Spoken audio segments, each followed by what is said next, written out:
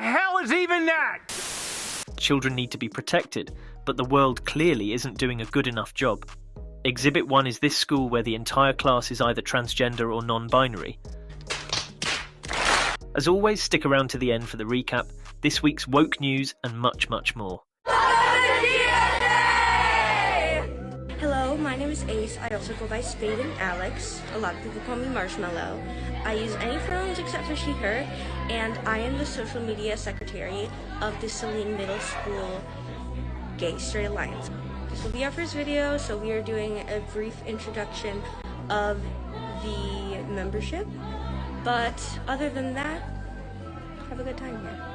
Hi, I'm Jinx. I go by they pronouns, and I am the vice president of GSA, and I am Cal's father. You're being brainwashed! Now what are the odds? All I see are a bunch of grooming victims, and we need to hold teachers and parents a lot more accountable. And speaking of accountability, this man has the nerve to explain why pedophilia isn't actually all that bad. Take a listen. Admitting you're attracted to minors to the right person is so important. There are people that are out to shame, but they don't actually understand how to help, so that's what they resort to. Vulnerability is the hardest thing to do. It's way easier to bottle it up, but bottling up will lead to disaster. There may be people in your life that you could open up to about your attraction, but if not, there's professionals waiting to help you. They're not going to expose you to the internet or friends or family or anything. They're going to be proud of you for taking a responsible step for you and society. If you want to take steps today, go to the website before you act. There are some amazing people that can help you out with no shame and a goal of self-control. Hey, this is getting creepy. Now I strongly advise his friends to check his hard drive because anyone advocating that pedophilia is just who you are has some serious problems. Another advocate of being yourself is this woman who shares her thoughts on neopronouns. Neopronouns make us look like a joke and bring down the queer movement. Actually, neopronouns are the queer movement, you idiot. The queer movement is about unapologetically being yourself, even if it doesn't make sense to other people. Does that sound familiar? Neopronouns don't make sense to a lot of people, and that's okay. It doesn't have to make sense to you. That's the point of being queer. Queerness is an extremely personal journey and identity. Everyone is going to identify differently. Not everyone is going to fit into your boxes of what a queer person looks like or identifies as. The point of the queer movement is to be yourself, whether or not people think it's weird and whether or not people think that you're valid. It's about being you. You know what really brings down the queer movement? People saying that transgender people expressing themselves brings down the queer movement. You are invalidating and bringing down your own community and then claiming to be an activist when you're actually doing the opposite, believe it or not. Brush up on queer history, go to a gay bar. Love ya! Now no matter how open-minded you expect the world to be, I'm sure most people draw the line at referring to someone using demon/demon self-pronouns.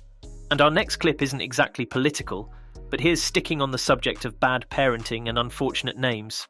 Fights to give her baby a name that her husband says is abusive. I think we should be the judges of this. Do you see the name? Mom wants to name her baby boy Gaylord because it's been a family name since the 1800s. And Mom has even agreed to go with a nickname of Gail because she is aware of the connotations that the name Gaylord may bring up. And we just look at the fact that since we've had data, Gaylord has been ranking in the top 1,000 in the US since 1900 and all the way up to 1956. People are so quick to judge, but let's look at the feminine name Gay. That has been ranking since 1900 all the way up to 1969. Here's the thing, I'm going to be real with you. Yes, there are reasons I might not suggest that name now, but this woman has a family connection, her family's all on board, and Gail is actually a really amazing name. It's nature inspired, and yes, it leans feminine, but we need to be okay with that because we're more than okay to give little girls very masculine names. It just doesn't work the other way around, you know? Honestly, my biggest issue is the way Dad is treating this whole situation.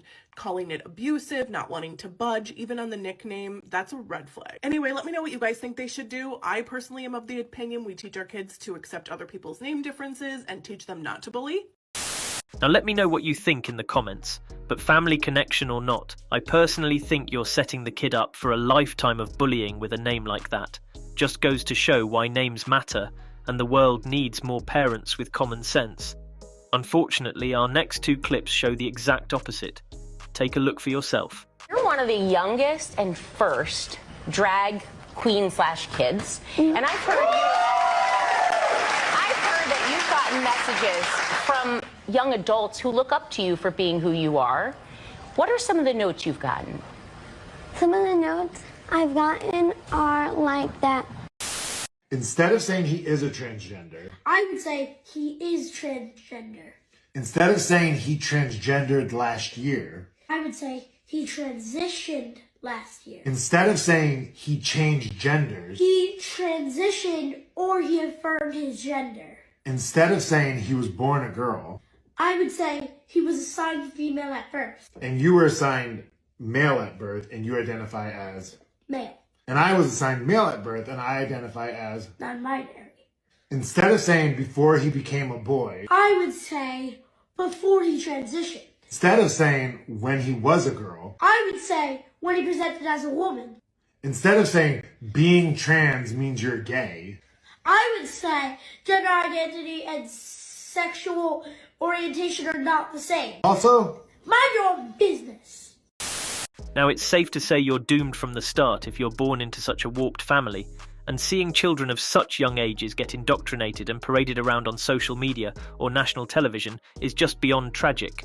But next up is a grown man who voluntarily parades himself around to get laughed at. Take a watch. Someone took my photo or video, something on the phone on the train this evening, and that happens often. Like people like in public, but it's like people like they assume like I'm just some sort of video game character in their life that they can just like I don't know, just.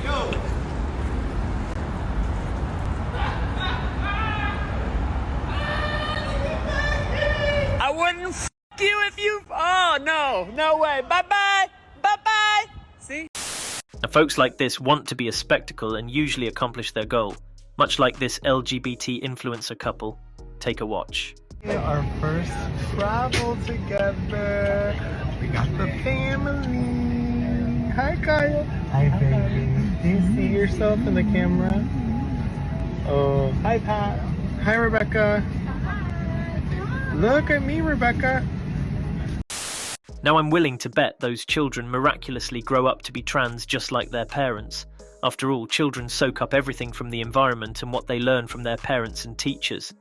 On that note, our final clip gives a glimpse into what children in today's world are learning about. Hi friends! Today we're going to talk about something super important. What it means to be transgender. It's a big word, but I promise that it's easy to understand. Ready to learn? The first thing I want you to do is close your eyes. Now think, do you feel like a boy, a girl, or a little bit of both? Do you have your answer?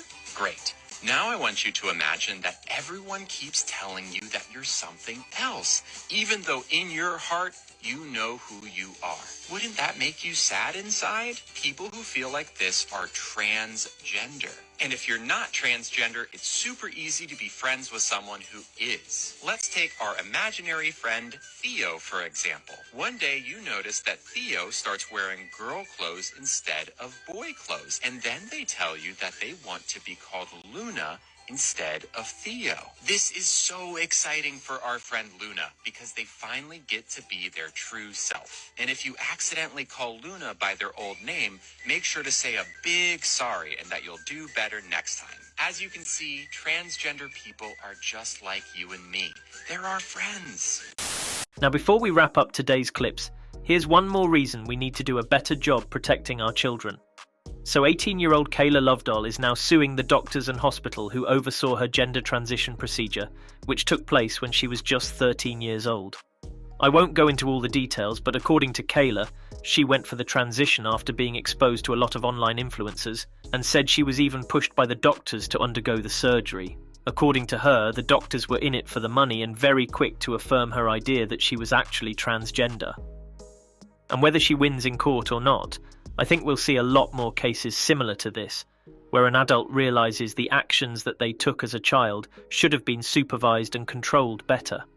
We've seen today that children are basically treated no different than adults, and we entertain every thought a child has about their own gender ideology, even when it's clear that most of them are just being directed by their environment or their parents or teachers.